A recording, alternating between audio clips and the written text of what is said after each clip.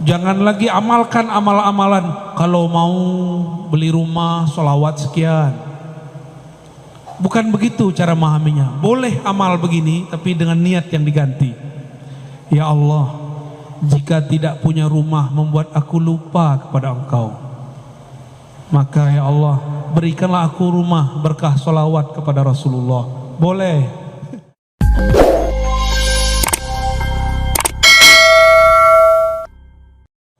Assalamualaikum warahmatullahi wabarakatuh. Nama saya Jasri dari Ledok, Kabupaten Bengkayang. Semalam kami ke Sambas, Pak. Sekarang di Singkawang lagi untuk berjumpa Buya. Alhamdulillah. Jadi Buya, kami di sini minta ijazah talqin. Yang pertama, yang kedua, pertanyaan yang mau saya tanyakan, apakah Buya pernah bermimpi bertemu Rasulullah? Andai pun nanti Buya bermimpi, sampaikan salam saya. Terima kasih.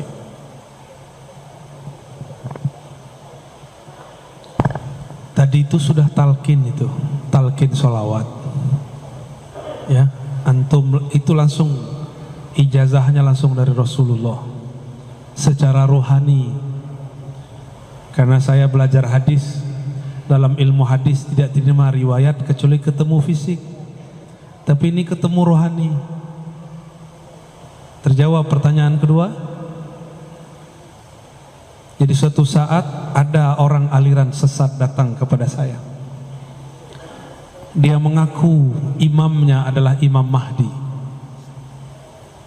Hari Jumat, saya kemudian sebelum sholat, saya sholawat mengadu kepada Rasulullah. Kenapa saya gelisah? Gelisahnya bukan main. Saya nggak pernah segelisah itu. Dulu punya masalah apa saja tidak ada gelisah. Ini gelisahnya bukan main. Sebelum Jumatan, saya kemudian menyapa Rasulullah. Allahumma salli ala Sayyidina Muhammad. Assalamualaikum ya Rasulullah. Assalamualaikum ya Habibullah. Assalamualaikum ya Sayyidi ya Rasulullah. Begitu terus saya baca.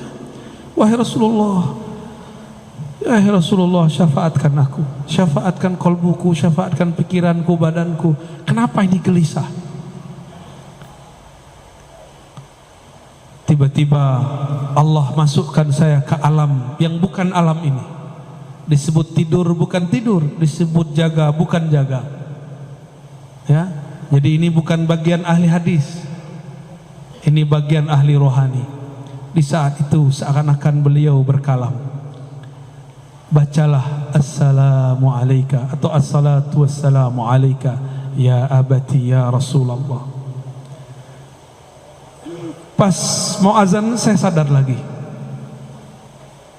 terbangun lagi. Maka benarlah kata Nabi, man ra'ani fil manam fasayaran yaqzah. Siapa yang bermimpi ketemu aku akan bertemu aku dalam keadaan jaga. Disebut jaga mimpi, disebut mimpi kok terasa jaga. Ya.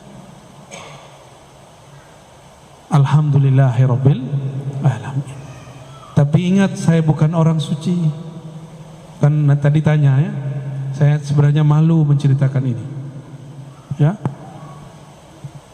Nanti ada orang hasad bilang, Ustaz, gak boleh cerita mimpi. Mana dalilnya? Mana dalil gak boleh cerita mimpi? Gak ada dalilnya. Tapi jangan terlalu berlebihan dengan mimpi. Biasa aja, ya. Orang mimpi belum tentu dia wali. Sebagaimana yang tidak mimpi belum tentu tidak wali. Ya, paham? Jadi mimpi itu terjemahan dari alam sadar. Kita ini punya kesadaran alam bawah sadar. Dia sadar tapi di alam bawah sadar. Ini ternyata maksud kalam Nabi. Bainama ana naimun wal yaqazah. Antara aku tidur dan bangun, itu disebut alam bawah sadar.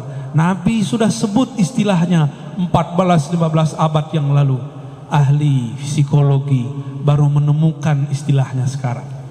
Mereka sebut trans. Tapi mereka pun bingung trans itu apa, karena trans yang mereka tahu cuma Trans Jakarta, Pontianak, Singkawang. Allahumma salli ala Sayyidina Muhammad. Baiklah, penanya berikutnya kita bagi sesi dulu, Pak. Silakan.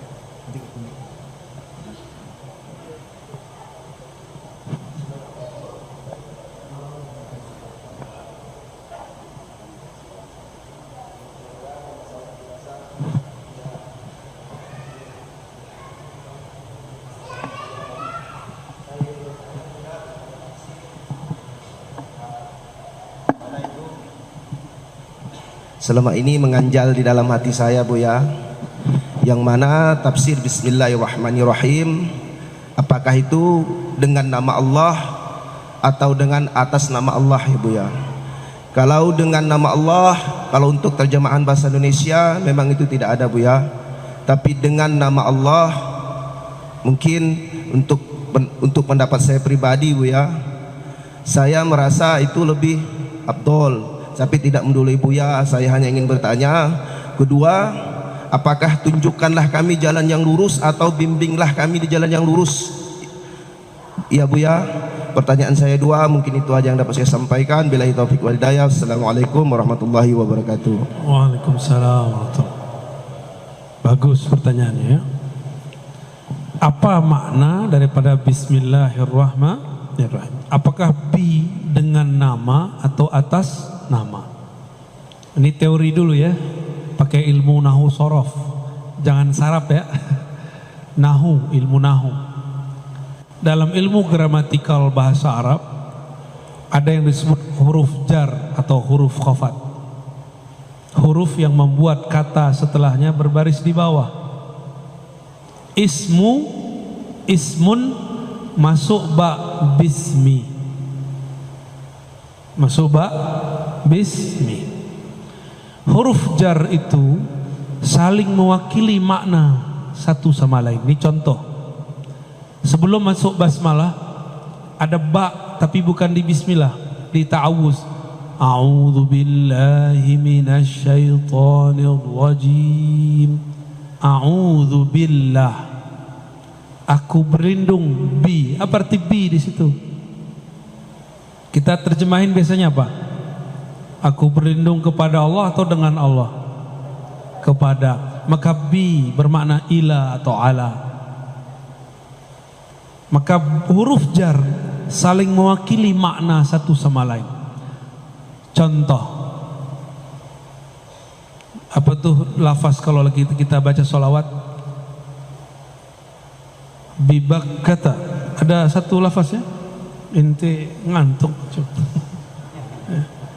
Bibakkah, bi diartikan fi. Bi dengan tapi diartikan fi. Wulidtu bi Makkah, aku dilahirkan bukan dengan Mekah tapi di Mekah. Sudah berapa arti ba? Sudah dua. Ya. Maka bismillah ini bismillah apa? Pak ulama kita mengartikan ini ba isti'anah. Ba minta tolong. Ada yang mengartikan ini ba istizan, minta izin. Ada macam-macam ba. Ada yang mengartikan fi, dalam nama Allah, dengan nama Allah. Lebih tinggi mana orang yang bawa nama atau di dalam nama? Nama tidak pernah terpisah dari yang punya nama. Ini Ar-Razi, ya ini badannya. Maka saya yang di dalam nama Ar-Razi itu.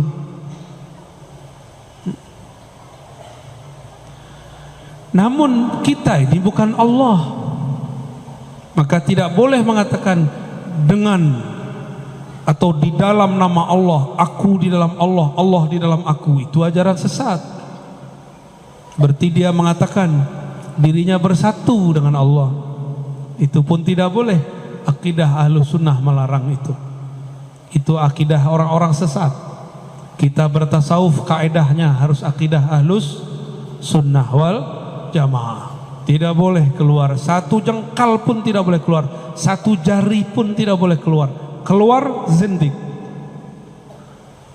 Keluar zindik. Maka rasakan saja apa makna yang tumbuh dari kata ba. Bismillah, dengan nama, atas nama, kepada nama. Atau boleh dalam rahasia nama, boleh. Saya kalau bawa surat dari Pak Wakil Bupati, Wakil Wali Kota, atau Gubernur, atau Presiden, atau pimpinan, saya datang ke instansi bawa stempel, diterima atau tidak? Pasti diterima. Kenapa? Ada stempelnya dengan atau atas nama pemimpin. Dulu guru-guru kita juga begitu. Jika ada santri datang kepada syekh, kalau bawa nama temannya pakai surat, saya bawa surat dari guru saya, dibuka. Walaupun ada antri 1000, pasti dia yang didahulukan. Ya, kalau bawa nama itu baru bawa nama makhluk. Bapak Ibu saudara-saudaraku yang makan Allah, kalau kita masuk kantor harus pakai fingerprint, didaftarkan dulu nama, dan itu nama juga tuh, karena di ruas-ruas ini ada nama, didaftarkan dulu baru bisa masuk. Kalau kita mau naik ke hadirat Allah, maka harus lewat nama ini, Bismillah. Di manakah nama Allah? Allah pancarkan pada qalbu baginda Rasulullah sallallahu alaihi wasallam. Maka orang-orang yang berselawat kepada Rasulullah, dia sebenarnya sedang masuk ke dalam rahasia nama.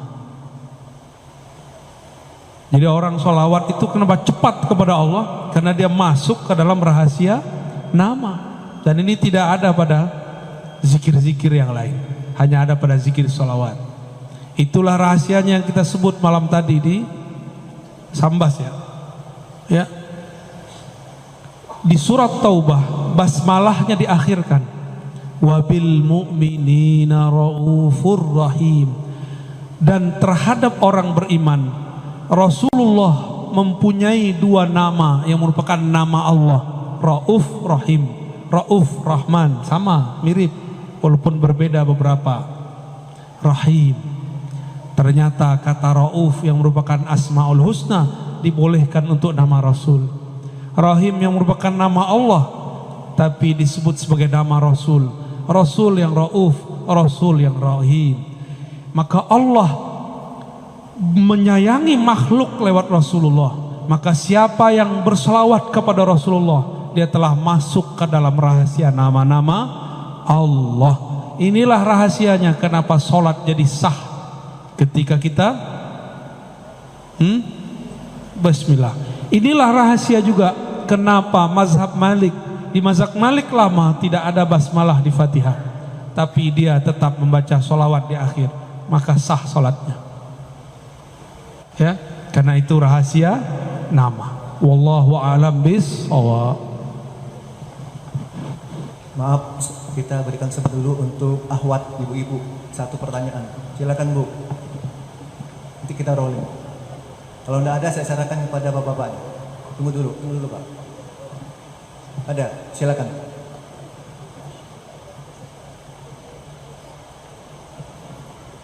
Cek. Afwan Ustadz, saya ingin bertanya, apakah jika kita beramal tanpa mengharapkan apapun dari orang lain sudah termasuk beramal ikhlas karena Allah Subhanahu wa taala? Baik, sekian, terima kasih. Baik. Iya. Beramal tidak berharap apapun. Ini bagian dari bab al-ikhlas. Tidak berharap ke orang tapi masih berharap kepada Allah. Maka ikhlas pun bertahap. Ada ikhlas awam, ikhlas ummal, ikhlasnya pekerja. Kalau pekerja bertambah lembur, bertambah tunjangan, semangat. Ya. Tapi saya beberapa hari ini selalu ditemani oleh orang-orang yang tidak digaji. Mereka pengen khidmah. Mereka tidak cari lemburan di dunia. Mereka ini lembur-lembur akhirat.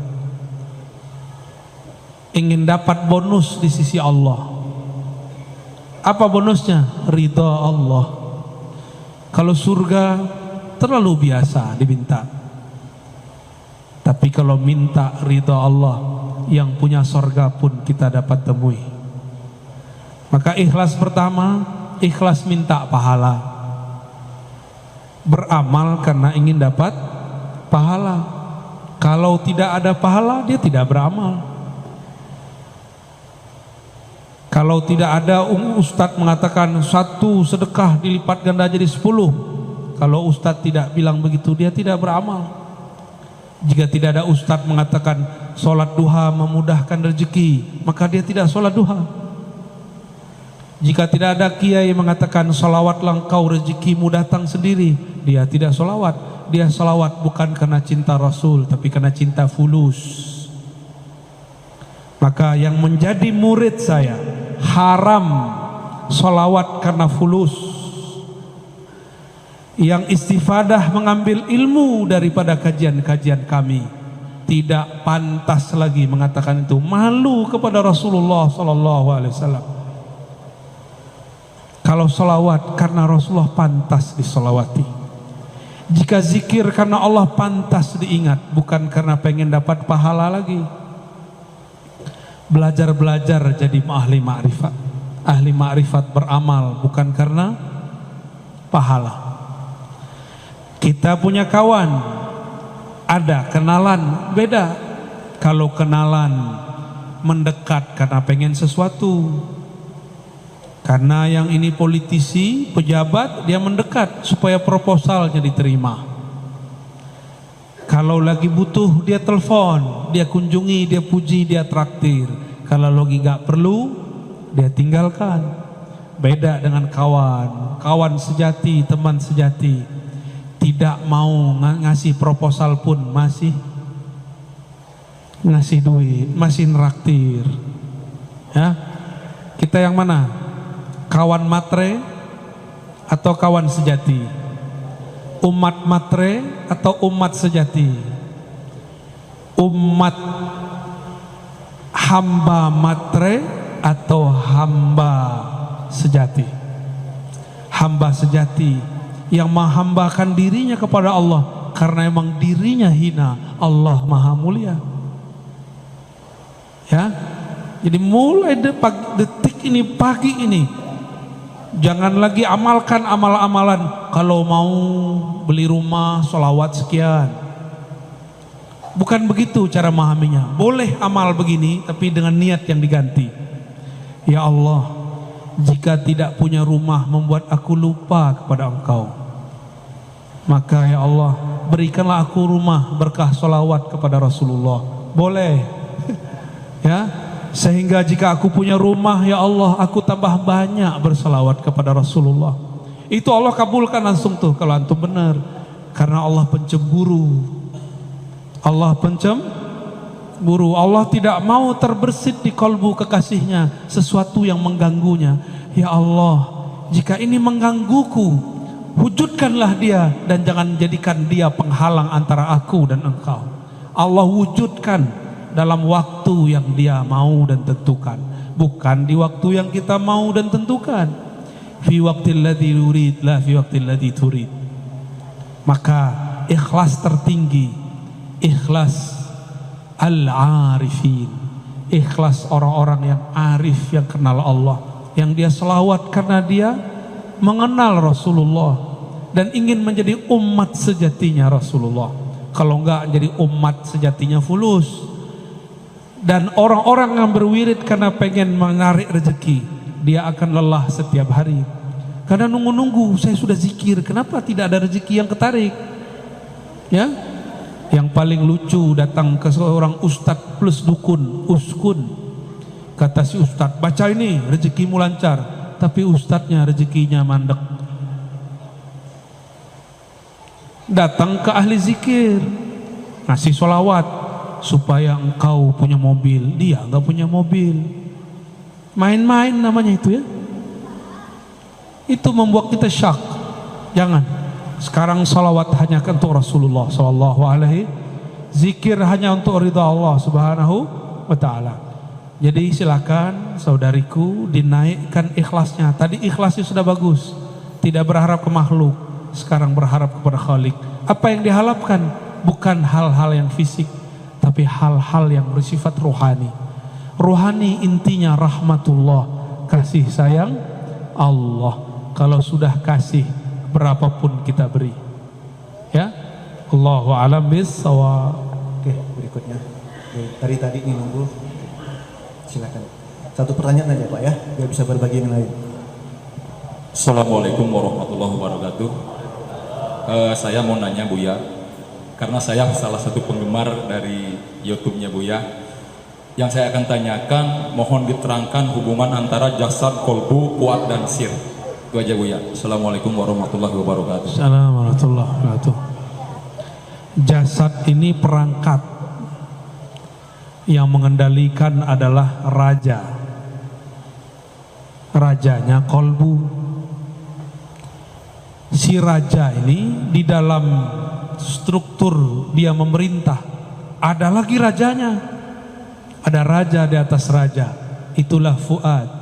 Si fuad inilah yang menggerakkan, memutuskan. Kamu begini, kamu begitu. Kolbu itu berubah-ubah. Sumyal qalbu litaqallubih. Disebut kolbu karena dia berubah-ubah. Tapi kalau sudah menjadi fuad, dia punya pendirian. Dia punya pendirian, ya. Dia punya yang disebut dalam bahasa Arab mauquf atau mauqif, tempat dia berpendirian. Wala taqafu ma laysa laka bihi ilm. Jangan engkau berwukuf, berpendirian terhadap yang engkau tidak punya ilmunya. Maka ilmu itu ada di fuad, karena inna sam'a wal basara wal fuada, sesungguhnya sama, basar, fuad semuanya akan ditanya, diminta pertanggungjawaban, mas'ula, ditanya oleh Allah Subhanahu wa Ta'ala. Jadi fuad ini yang membuat keputusan di dalam kolbu. Tapi si fuad bisa memutuskan karena ada otaknya. Otaknya fuad, otak dari otaknya kolbu disebut lub. Lub itu inti. Berarti apa? Inti. Maka orang-orang yang mempunyai spirit ini disebut ulul albab. Dan ini lebih tinggi dari profesor, lebih tinggi dari filsuf. Dia berbicara jauh ke depan. Maka mereka bisa memprediksi kalam-kalamnya karena dia berbicara dengan lub. Kata-katanya berlaku sampai beberapa abad ke depan. Seperti imam-imam mazhab yang 4, mereka berfatwa sesuatu yang baru cocok untuk zaman ini. Contoh, Imam Abu Hanifah mengatakan zakat fitrah boleh dengan yang senilai dengan beras atau gandum, makanan pokok. Coba saya tanya Bapak Ibu nih, dikasih beras, dikasih fulus, pilih mana? Jujur, dikasih beras apa fulus? Matre semua ya. Ibu-ibu dikasih beras, dikasih duit, pilih mana? Hah? Enggak, ibu-ibu jawabnya lain. Yang ngasih beras aja lah. Suami maksudnya. Itu kalam dikalamkan abad kedua. Tahun 130 beliau berfatwa begitu, tahun 150 dibid'ahkan orang. Tapi di tahun 2000 hampir semua kiai ulama membolehkan bayar zakat fitrah dengan duit, bahkan yang senilai dengan duit, pakai pencet-pencet. Apa tuh namanya? Di zikir digital. Bid'ah beneran tuh. Ya, itu yang ngomong Imam Abu Hanifah. Abad kedua dia berbicara, 12 abad setelahnya baru terang benderang dia berbicara dengan lubnya. Lain dengan Imam Syafi'i. Imam Syafi'i berbicara dengan ruhnya. Kata beliau, wajib baca Fatihah dalam sholat. Mau imam mau makmum, Karena munajat kepada Allah tidak dapat diwakilkan. Jadi Allah kasih anugerah lub kepada Abu Hanifah, agunah ruh kepada Imam Syafi'i, ma'rifatur ruh. Semuanya dapat ilmu ini, tapi yang mereka sampaikan ini beda-beda ilmu. Udah gitu ya, terjawab. Alhamdulillah. Alhamdulillah. Oke, Pak Ustadz dari tadi nih udah 5 kali tanya. Silakan Pak Ustadz.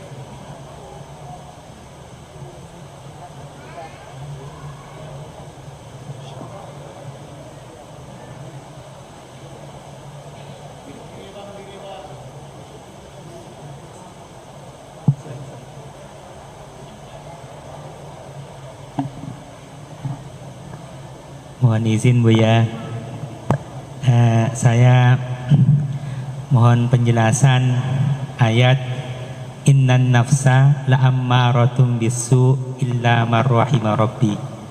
Di situ Allah menggambarkan bahwa nafsu itu sangat mendorong, bahasanya ammarah, sangat mendorong pada keburukan.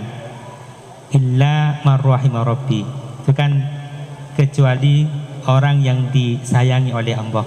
Yang ingin saya tanyakan, sebenarnya kita bedakan antara nafsu dengan yang bukan nafsu itu bagaimana Bu ya? Terus kemudian untuk menjadi marrahima rabbi, orang yang disayang oleh Allah itu bagaimana? Terima kasih. Masya Allah, ini pertanyaan puncak ya, terakhir ya. Pertanyaannya betul-betul husnul khotimah. Innan nafsa la ammaratun bisu. Panjang itu bisu, karena emang su itu panjang. Sesungguhnya nafs, jiwa, diri, punya diri. Diri ini yang zahir. La, pakai la di situ sungguh, bukan la tidak. Disebut lam taukid, sungguh. Ammarah, bukan amarah. Ammarah berarti banyak memerintah, banyak mendorong, banyak mengajak kepada su. Tuh panjang kan? Su artinya keburukan, keburukan, keburukan, keburukan. Dalam keburukan ada keburukan, setelah keburukan ada lagi efek dari keburukan. Maka tidak ada satu maksiat kecuali berimbas kepada maksiat berikutnya, terus bertali-tali. Dan ini pemutusnya cuma satu, illah, kecuali man rahima rabbi, kecuali yang disayangi oleh Allah. Rahmat Allah turunnya ke dalam kolbu saat seseorang anak kecil wafat. Keluarga Rasulullah, cucunya wafat, Nabi menangis. Sahabat bertanya, jadi sahabat ini dulu kaku-kaku awalnya, Nabi lah yang melembutkan kolbu mereka. Kata sahabat ini, ya Rasulullah, apa-apa nih, kenapa engkau nangis?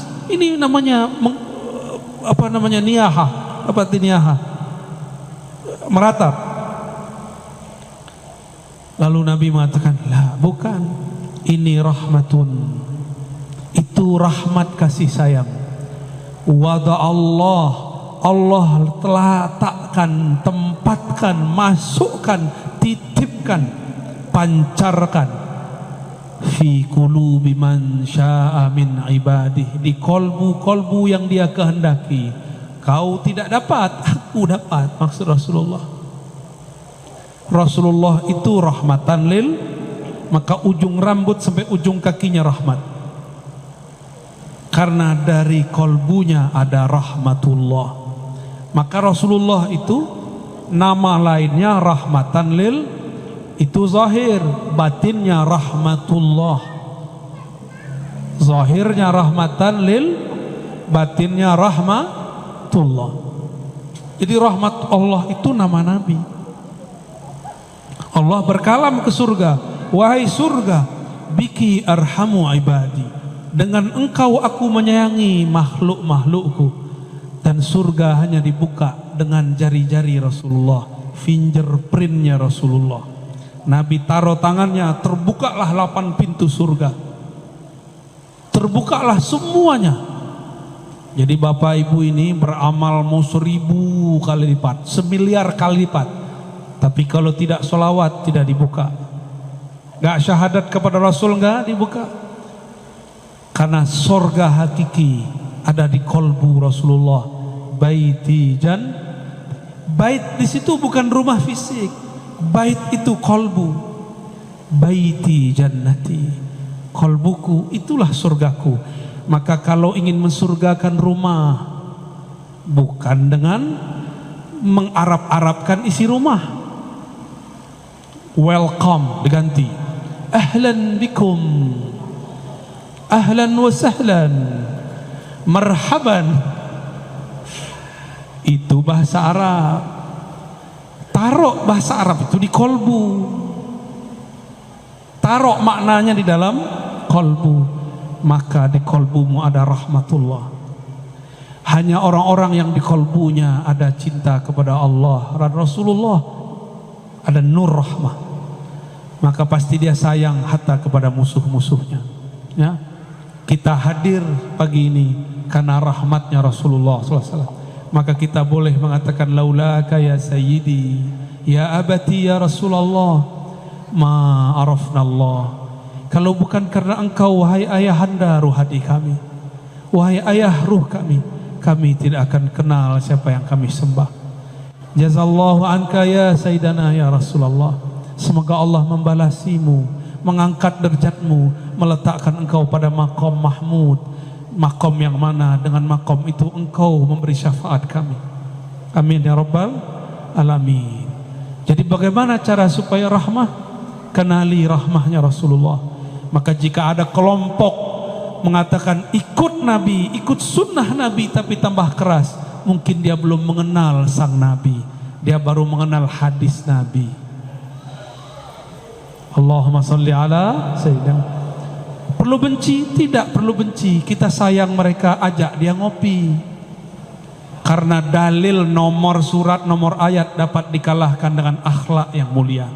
Maka saya minta maaf kepada kawan-kawan yang saya kritik. Saya tidak benci kepada antum.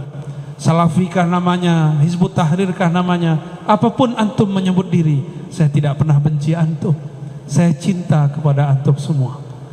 Maka karena cinta saya mengkritisi, menegur. Namun kadang-kadang dalam mengkritisi mungkin saya su'ul adab. Saya minta ampun kepada Allah Subhanahu wa ta'ala.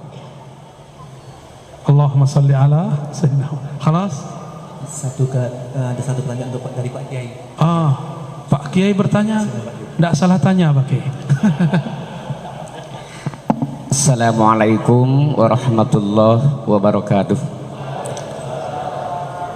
Ini Pak Kiai, saya Abdul Muthalib. Kaitan dengan bacaan sholawat. Ketika saya membaca sholawat, Allahumma sholli ala sayyidina wa habibina wa syafi'ina wa dhuhrina wa maulana Muhammad. Lalu ada yang mengatakan bahwa itu tidak sesuai dengan sunnah, berlebihan mengucapkan sayyidina, habibina, syafi'ina. Yang betul adalah Allahumma sholli ala Muhammad. Jadi bagaimana dengan selawat tibbil qulub, tunjiyat, selawat badar, andaikan membaca syafi'ina kami itu dikatakan bid'ah. Demikian wallahul muwaffiq ila aqwamit thoriq. Assalamualaikum warahmatullahi wabarakatuh. Assalamualaikum. Mohon berlapang dada kepada orang yang tidak kenal kepada kekasih. Dia nggak kenal kekasihnya, yang dia tahu namanya cuma Mehmet. Itu kata orang Turki itu, Muhammad tuh Mehmet. Muhammad sallallahu alaihi wasallam. Dia cuma tahu Muhammad. Dia tidak tahu kalau baginda Nabi punya nama Habibullah. Ya, punya nama As-Sayyid. Beliau sendiri yang berkalam ana sayyidu waladi Adam. Akulah sayyidnya anak manusia. Kamu anak manusia atau anak kera? Kalau engkau bersayyid kepada Rasulullah, katakan sayyidi, sayyidina. Sayyidi, sayyidku, tuanku, sayyidina, tuan kami. Giliran Syekh Ibnu Taimiyah disebut Syekhul Islam, Al-Mujtahid Al-Mutlaq. Kenapa Nabi Muhammad tidak boleh dikasih gelar Syaikhi wa Maulai? Kenapa tidak boleh? Sayyidina Umar datang kepada Sayyidina Bilal. Apa kata beliau? Marhaban bi maulana wa maula maulana. Hadis sahih. Silakan cari sendiri. Mungkin mereka belum kenal riwayat ini. Ini orang-orang terdekat Rasulullah. Adakah iman kita yang lebih tinggi dari Abu Bakar As-Siddiq radhiyallahu ta'ala anhu? Ada yang lebih tinggi dari Sayyidina Bilal, Sayyidina Abu Bakar, Sayyidina Bilal, Sayyidina Umar. Sayyidina Umar ketemu Sayyidina Bilal yang hitam legam. Kalau berbicara cuma giginya yang terlihat. Maka dicandai oleh sahabat Abu Darda. Ya Aswad, oi keling, oi tam. Bilal enggak terima. Saya hitam, tapi jangan panggil saya hitam. Ngadu kepada Rasulullah karena beliau ayahanda ruhani mereka. Rasulullah sidang Abu Darda. Fika syai'un minal jahiliyah. Di dalam dirimu masih ada jahiliyah. Padahal beliau seorang sahabat. Apalagi kita. Maka orang-orang yang ngejek, suka ngejek-ngejek. Ustadz kita diejek sama dia. Disebut sesat, ahli bid'ah, zindik, ya. Saya enggak tersinggung, Pak. Saya cuma sedih melihat ente ngaku ikut Rasul tapi jauh dari akhlak Rasulullah SAW. Inna fikum syai'an bal asya' minal jahiliyah. Di dalam diri kalian masih banyak jahiliyah. Ciri-ciri suka merendahkan orang, suka mengata-ngatai, melabeli orang dengan kata-kata sesat, kata-kata zindik. Apalagi ada yang tahu gelar saya di sana di alam YouTube? Hah? Subhat. Udah wajah hantum dan aneh. Lebih subhat wajah aneh emang. Subhat. Apalagi? Khurafat, dongeng, ya. Saya nggak tersinggung, Pak. Saya cuma malu. Orang kok ngaku ikut sunnah Nabi, manhaj Rasul, manhaj salaf, tapi kok akhlaknya jauh dari salafus saleh. Nggak ada salaf begitu. Salafnya salaf sahabat Nabi. Ketika ada seorang sahabat cuma mengolok-olok, belum menghina, ini menghina. Sahabat cuma mengolok-olok. Datanglah Sayyidina Umar. Sayyidina Umar mengatakan, Anta maulana, engkau tuan kami, sayyid kami. Wa maula maulana, dan tuan yang dimerdekakan oleh tuan kami. Dulu ternyata Bilal itu budak, dimerdekakan oleh Abu Bakar As-Siddiq. Abu Bakar dipanggil oleh Sayyidina Umar maulana. Maka maulana ini bisa kepada Allah, bisa kepada Rasul, bisa kepada guru. Ya, gimana? Ada semua. Datang Sa'ad bin Mu'az, hadis Sahih Bukhari, hadis Sahih Al-Bukhari. Antum percaya Sahih Bukhari nggak? Kalau aneh percaya tiap hari. Dulu kita 15 tahun bolak-balik. Sa'ad bin Mu'az ketika datang, dia ini seorang guru hakim qadhi di kampungnya dan sangat adil. Kata beliau, kumu li sayyidikum, berdirilah kalian, sambutlah sayyid kalian. Nabi melihat anaknya, cucunya Al-Hasan Al-Husain alaihimassalam sedang bergelut asik bermain. Lucunya Sayyidina Al-Hasan, indahnya Sayyidina Al-Husain. Kata Nabi, huma syabab, huma sayyida syababil jannah. Mereka berdua ini sayyidah, sayyid, pemuda-pemuda surga. Nanti di surga nggak ada orang seumuran antum, ada yang seumuran aneh. Nggak ada seumuran Pak Kiai, adanya seumuran aneh Pak Kiai, 33 sampai 35. Ya, mohon maaf yang sudah agak tua ya. Seumuran Nabi Isa diangkat 33 tahun lebih kurang. Seumuran itu umur puncak orang mulai menapaki jalan spiritual rohani. Baru nanti kematangannya sampai di umur 40 secara fisik, tapi Nabi Isa sudah 40 di umur 30-nya. Maka jangan tertipu oleh angka-angka. Angka itu cuma hitungan badan. Angka sejati adalah kedekatan engkau kepada Allah Subhanahu wa ta'ala. Jika Sayyidina Al-Hasan Husain disayyidkan Nabi, Sa'ad bin Mu'az disayyidkan Nabi, Sayyidina Bilal seorang budak azan disayyidkan Nabi, Abu Bakar disayyidkan oleh sahabat-sahabat, maka Nabi Muhammad Sayyidus Sadah, Sayyidul Habaib, Sayyiduna Sayyidul Alamin, penghulu alam semesta. Kalau dia kurang kenal, kita maklumi. Maka saya katakan, Pak Kiai, wa'arid anil jahilin, jangan layani orang-orang tidak mengerti. Itu bahasa harusnya, bahasa kasarnya. Ini tafsir kekerasan. Wa'arid anil jahilin, janganlah engkau melayani orang-orang yang jahil, bodoh, jahil murakkab. Saya ambil yang pertama aja ya, itu sisi kegelapan saya. Demikian Bapak Ibu yang melakukan Allah, semoga Allah meridhoi yang hadir. Semoga Allah menjadikan kita betul-betul hamba sejati.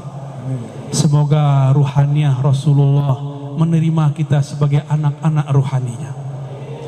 Ala hazinniya wa likulli niyatin salihah. Salatu wassalamu alaika ya abati ya abana ya abal arwah ya sayyidana ya Rasulullah. Al-Fatihah. Ar-Rahman. Iyyaka na'budu wa iyyaka nasta'in. Shiratal ladzina an'amta 'alaihim ghairil maghdubi 'alaihim waladdallin. Amin. Ini yang dapat saya sampaikan. Enggak kuat saya doa, Pak. Ya, mohon maaf enggak kuat doa ini.